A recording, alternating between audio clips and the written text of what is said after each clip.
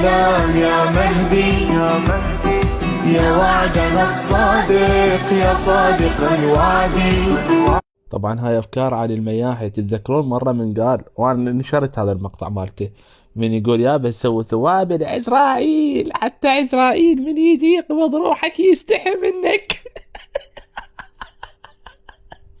وعلى ذول صدق يعني يضحكون الحسين، يعني مو قاعد اضحك كذب، لا والله صدق اضحك. يعني تخيل واحد سكير عربيد، ما عنده مخافة الله، باكر عقبه سوى ثواب العزرائيل. عزرائيل يجي يوقف فوق راسه، ايش يقول له؟ خربن خربن خربن خربن. والله انا اريد اسحب روحك، بس انت مسوي لي سنتشي شوي مره من المرات، ومره طبخت لي دجاجه. عم عزرائيل هو محتاج ثوابكم؟ ايش فيكم انتم مخابين؟ لا والله.